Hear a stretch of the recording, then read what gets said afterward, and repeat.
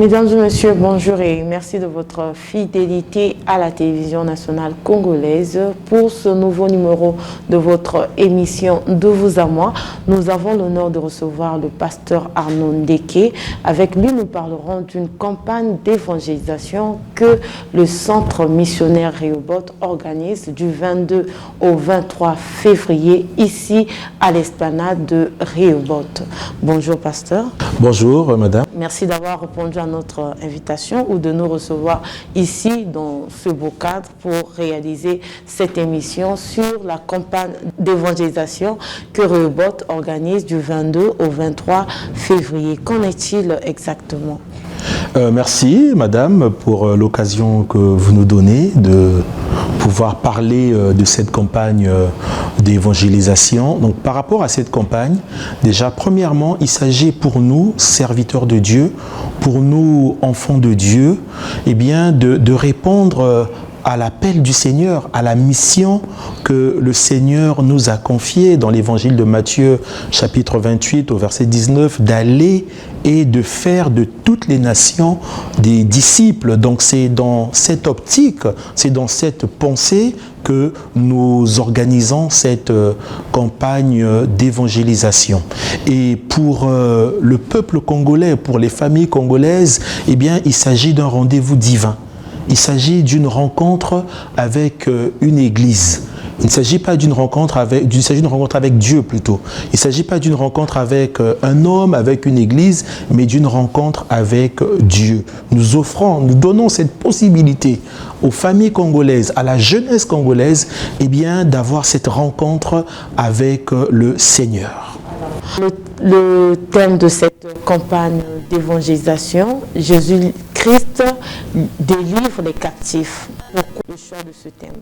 Au début de son ministère, Jésus dira que l'Esprit du Seigneur m'a oint pour proclamer aux captifs la délivrance. C'est dans l'évangile de Luc, chapitre 4, au verset 19. Et c'est une parole qui a été proclamée, annoncée il y a plus de 2000 ans, mais qui est toujours d'actualité. Jésus délivre encore aujourd'hui. Délivrer, c'est l'action de libérer. Et il y a beaucoup de personnes qui sont captives dans leur vie. Il y a beaucoup de personnes qui sont captives d'une malédiction, captives d'une pauvreté, captives du chômage, de beaucoup de choses. Et Jésus a dit, moi je suis venu pour ça. L'Esprit du Seigneur m'a oint pour cela. Et au temps de Jésus, il y a eu des délivrances des captifs. Jésus n'est plus là, il est parti, il est monté auprès du Père. Il nous a laissé le Saint-Esprit. Et par l'œuvre du Saint-Esprit, et le Saint-Esprit communiqué à ses serviteurs, eh bien Jésus continue l'œuvre de délivrance. Il s'agit de délivrer des vies, il s'agit de délivrer des familles, des personnes qui sont captives dans plusieurs domaines de leur vie. Un voleur, il s'agit de délivrer. Une personne violente, il s'agit de la délivrer. Donc Jésus vient pour ça. Et en proclamant cette parole dans la vie des gens, assurément plusieurs obtiendront leur délivrance. D'accord. Alors cette campagne d'évangélisation se tiendra ici à l'esplanade de Rehoboth du 22 au 23 février. Quelle est la cible de votre campagne d'évangélisation? La cible, c'est toutes les personnes qui n'ont jamais accepté le Seigneur Jésus dans leur vie. Toutes les personnes qui ne l'ont jamais rencontré. C'est ça la cible. Toutes les personnes qui n'ont jamais écouté la parole de Dieu. La jeunesse de Brazzaville, les familles de Brazzaville, la jeunesse congolaise, les familles congolaises, le but, la cible, eh bien, c'est cette tranche de la population. Ceux et celles qui n'ont jamais écouté la parole du Seigneur. Ceux et celles qui n'ont jamais accepté le Seigneur Jésus dans leur vie. Quel sera l'impact de cette campagne d'évangélisation sur notre ville ou sur notre pays en général? L'impact sera que la parole de Dieu sera prêchée. Et le but d'une telle campagne, c'est aussi de communiquer des valeurs. la parole de Dieu regorge de valeurs. Et nous voulons communiquer ces valeurs aux populations, des valeurs d'amour, des valeurs de paix, des valeurs de joie, des valeurs de travail. Et en prêchant la parole, eh bien, nous poussons la jeunesse congolaise à poursuivre leurs études, à mener une vie différente que celle qu'elle mène aujourd'hui. À travers la parole de Dieu, nous consolidons les familles. Nous faisons de telle sorte que les familles soient unies, que des hommes et des femmes se marient, fondent une famille, que les enfants soient scolarisés. Donc c'est des valeurs que nous communiquons. Et ces valeurs ont un impact dans la nation. Des familles fortes donnent une église forte donne une nation forte. Donc voilà un peu l'impact que nous attendons dans la population, surtout la jeunesse. C'est à travers la parole de Dieu, eh bien, les anti-valeurs sont repoussées. Et nous communiquons des valeurs de paix, des valeurs de partage, des valeurs d'amour, des valeurs de travail et des bonnes valeurs selon la parole de Dieu. Ok.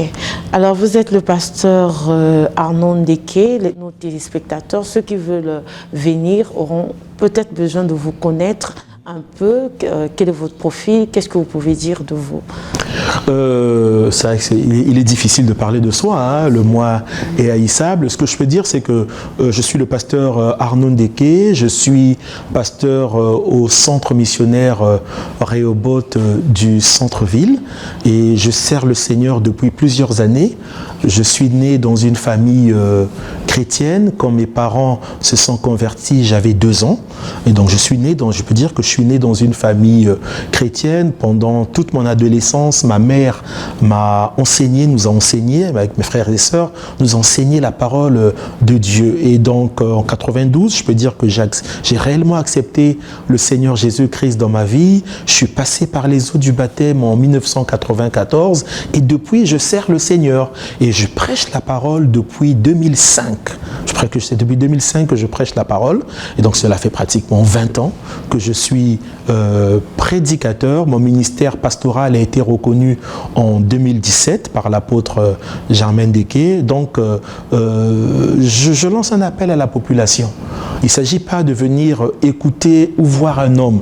Il s'agit de venir rencontrer le Seigneur, de venir écouter la parole de Dieu. Et je lance cet appel à la population de Brazzaville, à la jeunesse congolaise, aux familles congolaises, le samedi 22 et le dimanche 23 février à 16h à l'esplanade du centre missionnaire Rehoboth du centre-ville. Eh bien, je vous lance un appel, venez écouter la parole du Seigneur. Il s'agit d'une campagne d'évangélisation en plein air. Donc ce sera à l'extérieur. Justement, pourquoi à l'extérieur? Pourquoi pas à l'intérieur? C'est pour sortir du cadre des murs de l'église et pour aller atteindre plusieurs. Vous savez, souvent les gens sont réticents lorsqu'il s'agit de venir à l'église. On catégorise les églises. Non, là nous allons à l'extérieur et nous donnons la possibilité à tout le monde d'écouter la parole du Seigneur. Et vous savez que lorsque la parole est prêchée à l'extérieur et prêchée en public, il y a un effet dans l'atmosphère. Et l'atmosphère est dégagée, l'atmosphère de nos vies, l'atmosphère du pays, elle est impactée, influencée par la proclamation de la parole, par nos prières qui sont faites à l'extérieur. Quelle sera la capacité d'accueil de cette campagne d'évangélisation? La capacité d'accueil à l'extérieur, c'est plus de 3000 personnes, voire 4000. En gros, nous attendons beaucoup de personnes.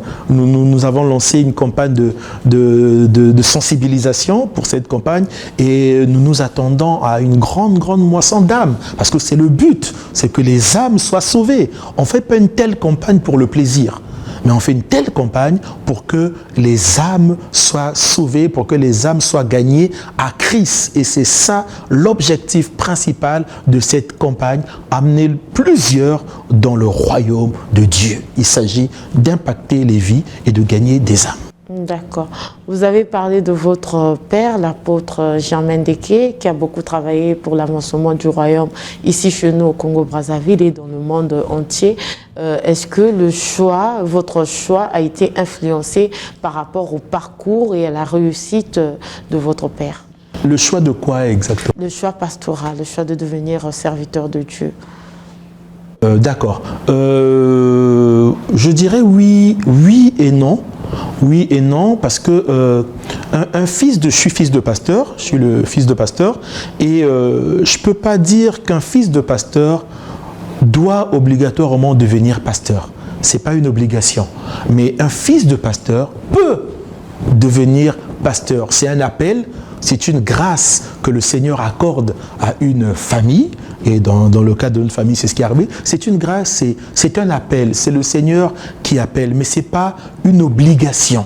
Hein, vous voyez, nous sommes plusieurs dans notre famille, mais mes frères et sœurs ne sont pas pasteurs. Hein, je suis le seul qui a reçu cette grâce pastorale. Peut-être que d'autres viendront après, je ne sais pas. Mais ce n'est pas une obligation. Et en voyant le paysage ecclésiastique de la ville, spirituel de la ville, ou du pays, vous allez constater que tous les enfants de pasteurs ne sont pas pasteurs. Donc ce n'est pas une obligation, c'est une grâce que le Seigneur accorde à une famille. Et à un moment donné dans la Bible, dans la parole de Dieu, eh bien, la sacrificature était réservée à la famille d'Aaron. Donc le Seigneur travaille ainsi. Dieu est un Dieu de famille. Il travaille avec les familles. Mais c'est une grâce que le Seigneur m'a accordée. Je l'ai acceptée comme Seigneur et Sauveur. Et il m'a accordé cette grâce de devenir serviteur de Dieu, de devenir pasteur. Mais ce n'est pas une obligation pour un fils de pasteur de devenir pasteur. C'est un appel, c'est une grâce, je dirais même une vocation, un don que le Seigneur fait à une famille. Pour revenir à la campagne d'évangélisation, aujourd'hui, nous avons des parents qui sont confrontés à la violence juvénile avec les enfants et ils ne savent pas qu'est-ce qu'il faut faire pour que les enfants changent de comportement. Est-ce que vous encouragez ces parents de venir avec leurs enfants?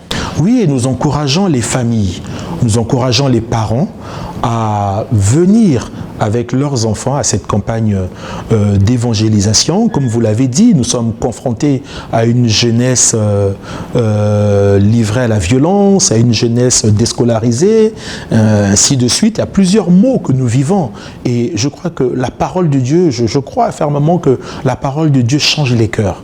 La parole de Dieu change les vies, la parole de Dieu transforme les cœurs, la parole de Dieu transforme les vies, la parole de Dieu restaure les familles. Il y a beaucoup de familles qui sont brisées suite aux violences, suite aux échecs scolaires, suite au chômage, à l'abandon des études, plusieurs choses. Mais en écoutant la parole de Dieu, eh bien, je suis convaincu que la parole de Dieu fera son travail. Parce que Dieu est un Dieu de famille et il vient pour délivrer les familles qui sont captives. Captive veut dire quoi? Qu'on est enchaîné, qu'on est emprisonné. Il y a plusieurs personnes qui veulent s'en sortir par elles-mêmes, mais qui n'arrivent pas.